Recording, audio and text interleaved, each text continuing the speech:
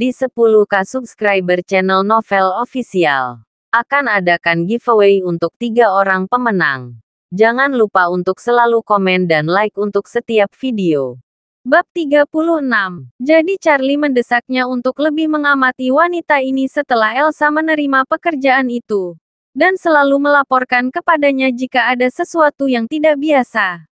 Setelah mengatur untuk Doris Yang, Charlie pergi naik taksi di sore hari dan pergi ke bandara. Siap menjemput sahabat Claire Elsa. Setelah tiba di bandara dengan taksi, Charlie hendak pergi ke ruang kedatangan.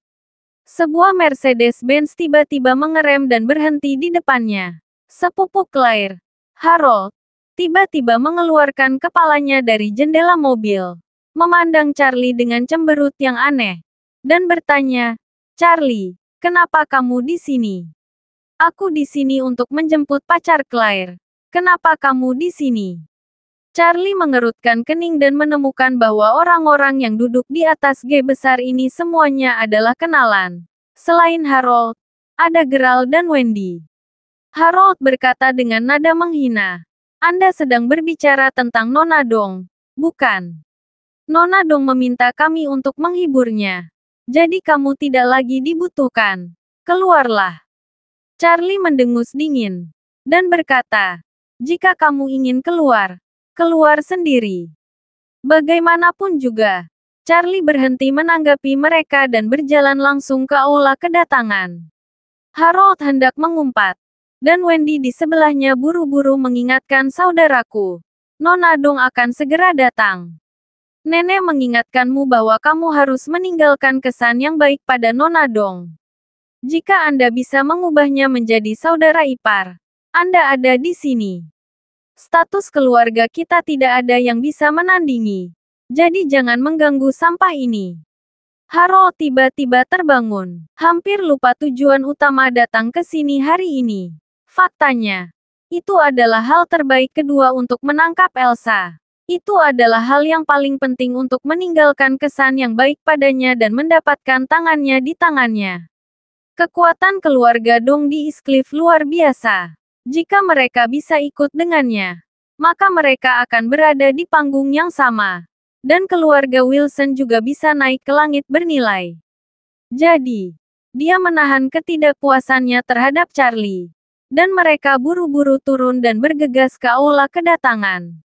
Pada saat ini, mereka melihat seorang wanita yang sangat mencolok, muda dan cantik di tengah keramaian. Dia memakai rambut kastanye panjang dan rok putih, yang menguraikan sosok yang sangat indah. Meskipun dia memakai kacamata hitam, kulitnya seputih porselen, bibirnya penuh api, dan keindahan serta daya pikat tidak bisa disembunyikan.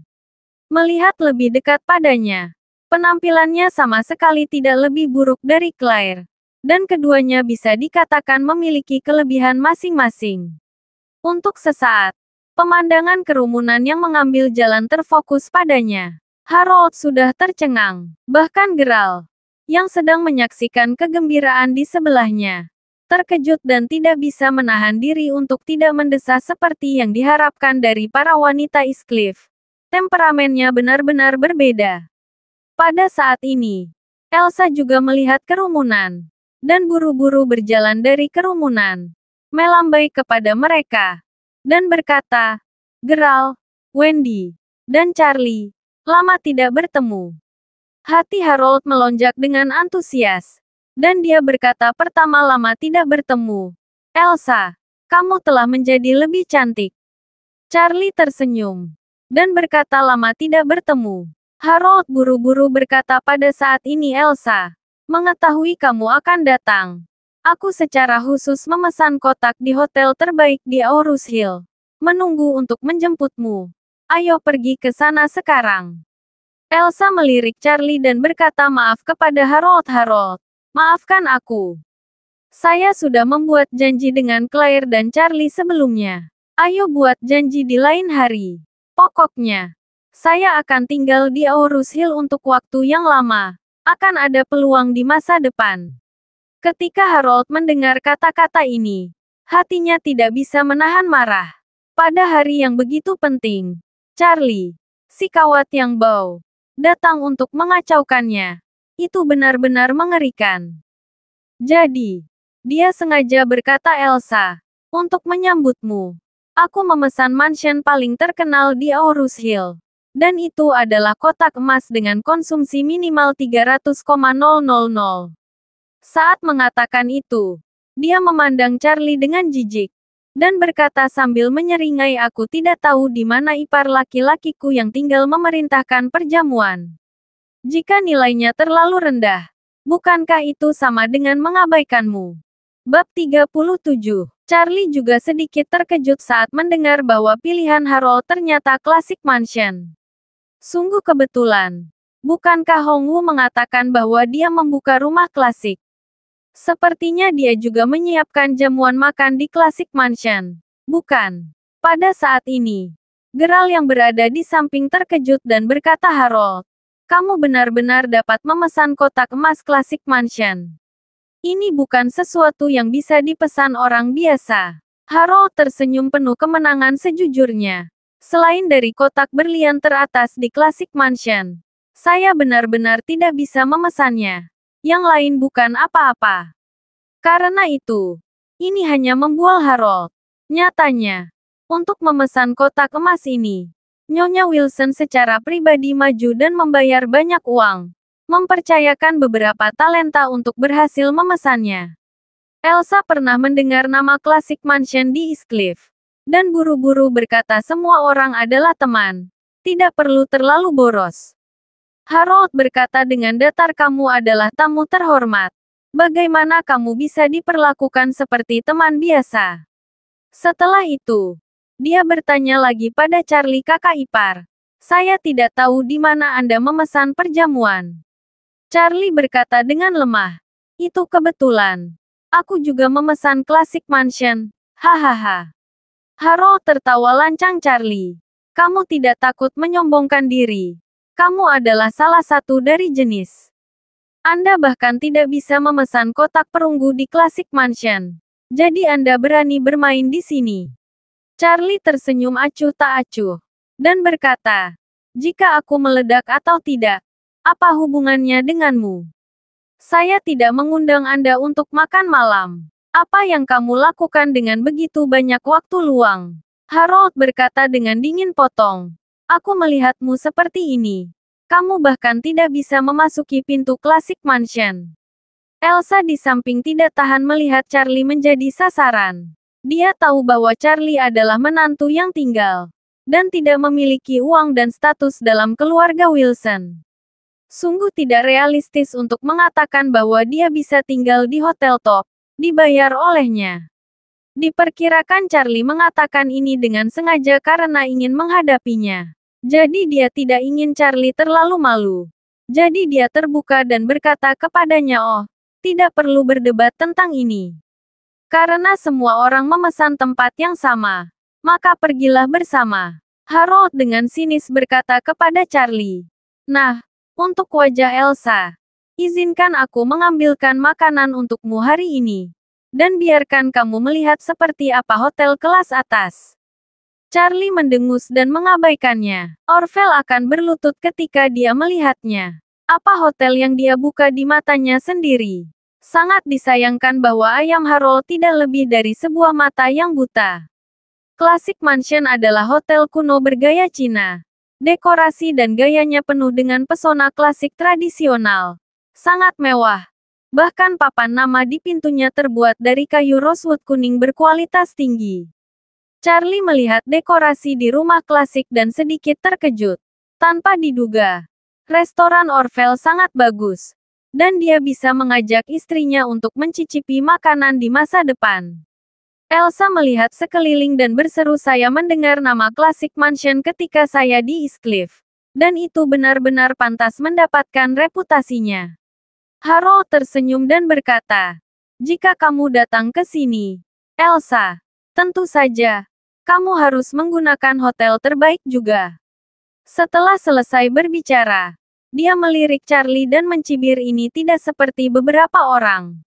Jika bukan karena cahaya Anda, mereka tidak akan pernah memiliki kesempatan untuk datang ke restoran kelas atas sepanjang hidup mereka. Bab 38. Wendy sengaja bertanya saat ini. Charlie, bukankah kamu juga memesan kotak di Classic Mansion? Yang mana? Bawa kami untuk membuka mata. Charlie berkata ringan. Saya tidak ingat yang mana yang spesifik. Saya baru saja mengirim pesan teks ke bos mereka dan memintanya untuk membantu mengaturnya. Dan menunggu saya untuk melihat catatan pesan teks. Harold dengan sinis berkata, apakah kamu tahu siapa bos di sini? Simpan saja pembicaraan besar Anda di sini. Bos di sini adalah Tuan Orvel yang terkenal. Anda berani mengatakan hal-hal besar seperti itu. Berhati-hatilah karena Orvel akan mendengarnya dengan jari. Pada saat ini, Charlie menghidupkan telepon dan memeriksa pesan teks yang dikirim Orvel kepadanya tadi malam dan berkata dengan ringan dia bilang dia meninggalkan kotak berlian untukku. Ketika Harold mendengar kata-kata Charlie, dia langsung tertawa hahaha Diamond Box. Charlie, kamu takut untuk menertawakanku. Tahukah Anda siapa yang bisa pergi ke kotak berlian? Prince of Aurus Hill memenuhi syarat untuk memasuki kotak berlian. Tidak lebih dari 10 orang. Kamu brengsek. Elsa belum berbicara.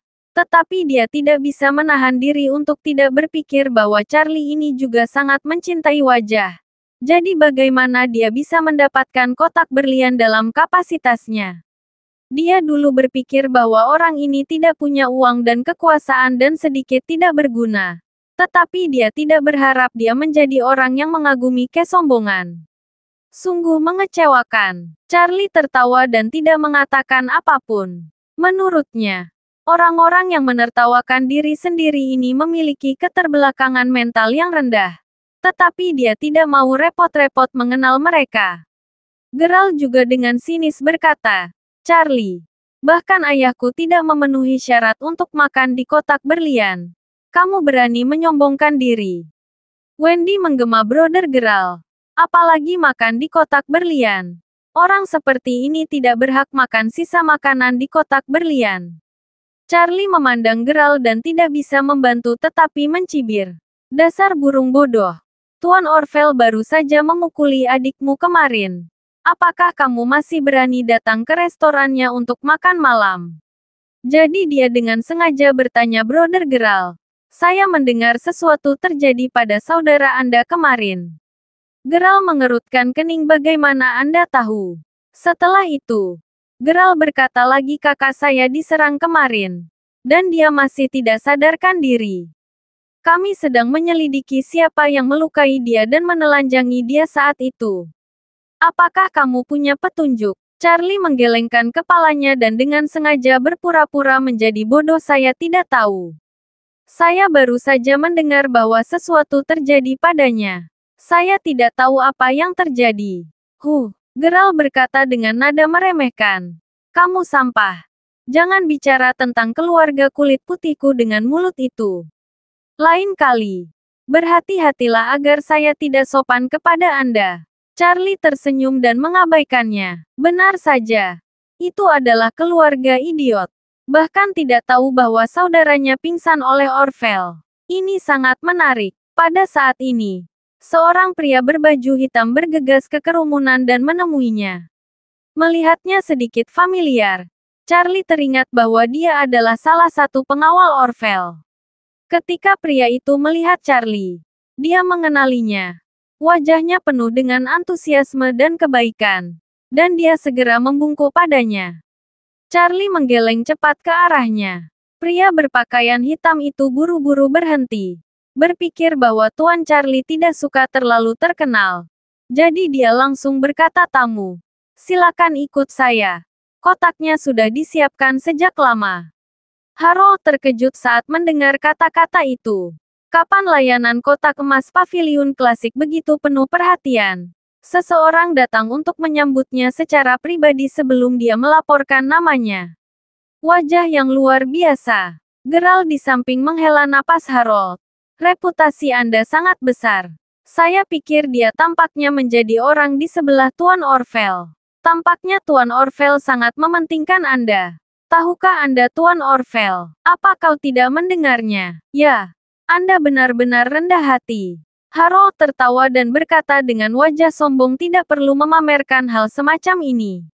Lebih baik tidak menonjolkan diri. Hahaha. Bab 39. Elsa sedikit terkejut. Tanpa diduga, Harold benar-benar memiliki beberapa koneksi di Aurus Hill. Dibandingkan dengan Charlie, yang jauh lebih kuat. Tampaknya di masa depan jika dia berjalan ke Aurus Hill bersamanya, akan jauh lebih nyaman untuk aktivitas sehari-harinya. Pria kulit hitam dengan hormat membawa semua orang ke pintu kotak berlian. Setelah itu, dia mengeluarkan daftar itu, menyerahkannya secara langsung kepada Charlie, dan berkata dengan lembut, "Tuan, tolong tanda tangani.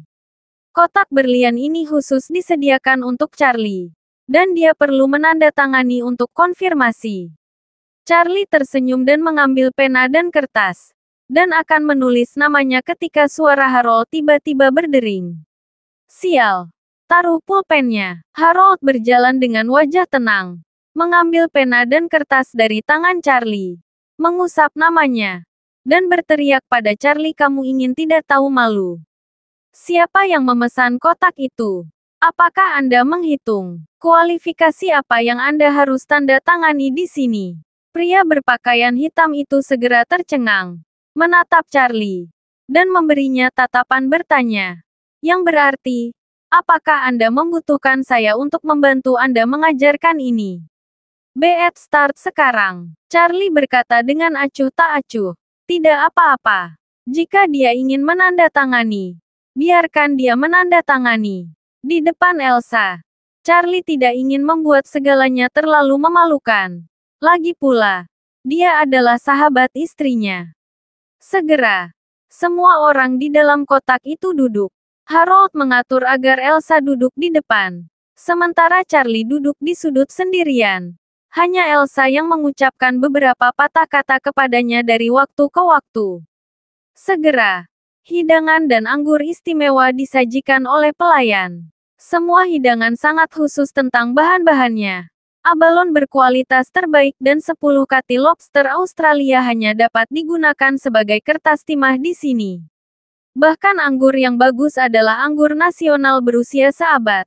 Dan sebotol setengah kati saja bisa dijual seharga lebih dari 100,000.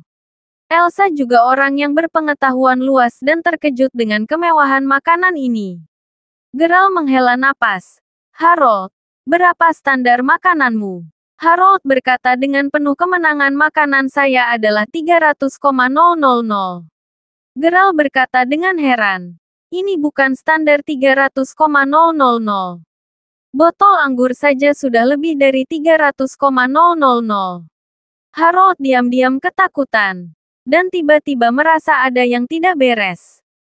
Mengenang tentang sikap pria berbaju hitam barusan, mungkinkah Orvel memberinya perlakuan khusus? Namun, dia bahkan tidak mengenalnya. Mata indah Elsa berkedip. Dia menatap Harold dan berkata, "Harold, terima kasih." Ketika Harold mendengar kata-kata Elsa, dia tersenyum dan berkata, "Ini harus dilakukan di mana-mana." Dengan itu, Harold tersenyum dan bertanya pada Charlie, "Kamu pasti belum pernah makan makanan yang begitu enak dalam hidupmu." Charlie mencibir, "Apa yang membuatmu percaya diri?" Harold berkata dengan nada menghina, "Setelah makan makananku, mulut yang patah itu sangat keras. Kau King memiliki kesempatan untuk makan makanan yang begitu enak sebelumnya. Aku memalingkan kepalamu dan menendangnya untukmu." Charlie tersenyum acuh tak acuh. Hari-hari dia hidup ketika dia masih kecil sangat mewah yang tidak bisa dipikirkan orang biasa.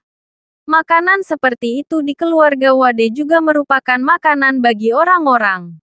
Melihat Charlie diam, Wendy berkata dengan marah, "Charlie, sikap seperti apa yang kamu gunakan untuk berbicara dengan kakakku? Percaya atau tidak, saya akan membiarkan Anda keluar sekarang. Kami membiarkan Anda makan dan Anda akan bertindak tanpa malu-malu. Sungguh kain yang sangat bau." Namun, saat ini, pintu kotak itu ditendang terbuka dengan keras. Dan sebuah suara keras berbunyi, "Dari mana asalmu, idiot?" Siapa yang akan membiarkanmu masuk ke dalam kotak ini? Begitu dia selesai berbicara, seorang pria yang mengenakan setelan Armani, rantai emas besar, dan bekas luka seperti kelabang di wajahnya menyebar dari sudut matanya ke dagunya. Pria ini memegang selembar uang di satu tangan dan tongkat di tangan lainnya, dengan wajah galak. Selusin pria kekar dengan tato bekas luka berbaris di samping mereka, mengelilingi semua orang. Semua orang tercengang, panik. Bagaimana situasinya? Pemimpinnya bernama Brother Biao, yang merupakan tangan kanan Orvel. Dia mengalahkan dunia bersamanya di tahun-tahun awalnya. Dan dia juga orang terkenal di Aurus Hill. Kali ini Orvel memberitahunya bahwa Tuan Charlie yang sangat mulia yang menggunakan kotak berlian pavilion klasik. Jadi dia harus mengaturnya dengan benar. Namun dia tidak pernah menyangka bahwa ketika memeriksa penggunaan kotak tersebut, ditemukan bahwa kotak berlian itu ditandatangani oleh Harold yang marah dan takut. Marah karena marah. Harold sialan ini menempati kotak yang disiapkannya untuk para tamu terhormat. Bab 40. Saya khawatir hanya ada satu meja untuk jamuan makan terbaik di kotak berlian. Dan tamunya tak akan datang. Apa yang harus saya lakukan? Saat ini, Harold berdiri dan berkata, "Apa yang kamu lakukan?" "Saya memesan kotak ini. Mengapa Anda masuk dan membuat masalah?" Saudara Biao menunjuk Harold dan bertanya, "Apakah kamu, Harold?" Harold mengangguk dan berkata dengan bangga, "Saya." Saudara Biao berkata dengan dingin, "Bahwa dia aku." Mendengar ini, kedua pria bertubuh kekar itu langsung menarik Harold dan menyeretnya. "Apa yang sedang kamu lakukan?" "Baiklah saya, drafting." "Apa yang kamu bicarakan omong kosong." Seorang pria kekar langsung menendang lututnya. Dan Harold berlutut tepat di depan saudara Biao. Mata dingin Brother Biao melihat ke depan dan ke belakang pada Harold. Membuat orang-orang kedinginan seperti pedang. Bentak, slip tanda tangan dilemparkan langsung ke kepala Harold. Saudara Biao memarahi. "Siapa yang memberi Anda wewenang untuk menggunakan kotak ini?" Harold membayangkan pura tenang dan berkata, "Pasti ada kesalahpahaman. Saya memesan kotak emas ini sebelumnya. Dan saya telah membayar deposit 300,000. Gerald juga menyela. "Apa yang kamu lakukan? Kotak ini dipasang oleh Harold. Apakah Anda punya aturan?" Saudara Biao melontarkan dan menamparkan Harold dan berkata, "Kotak emas. Ini adalah kotak berlian iklan Asterismen untuk tamu terhormat. Kamu juga bisa menggunakan sampah ini." Begitu kata-kata ini keluar, semua orang tercengang. Kotak berlian. Tidak heran jika kotak ini sangat mewah. Dan hidangan serta anggurnya termasuk yang terbaik. Ternyata itu sama sekali bukan kotak emas. Gerald berkeringat dingin. Dan kotak berlian itu sangat ramah sehingga dia tidak memenuhi syarat untuk masuk sendiri dengan orang lain. Apalagi menggunakannya. Wendy dengan cepat berkata, "Kakak, Anda tidak tahu Tuan Orvel. Tolong jelaskan kepada mereka secepatnya." Harold berteriak dan buru-buru berkata, "Diam. Omong kosong. Bagaimana aku bisa mengenal Orvel dalam kapasitasku?" Wendy berkata, "Tapi bukan kamu baru saja mengatakan?" Elsa melihat penampilan kedua bersaudara itu dengan matanya. Tetapi dia bahkan tidak tahu apa yang dikatakan Harold adalah sebuah pertanda. Dia sedikit kecewa tiba-tiba. Saudara Biao mencibir saat ini dan berkata, "Kamu berani sekali berbicara tentang Panji Tuan Orvel. Kalian sangat kotor dan bengkok." Seperti yang dikatakan Biao. Dia berdiri dan memberitahu anak-anak itu, "Pegang tangan anak ini. Aku akan memberi pelajaran." Harold segera menahannya. Tidak bisa bergerak. Detik berikutnya, saudara Biao memegang tongkat itu dan menghancurkannya tanpa ragu-ragu. "Ah, tidak berguna!" Harold berteriak panik.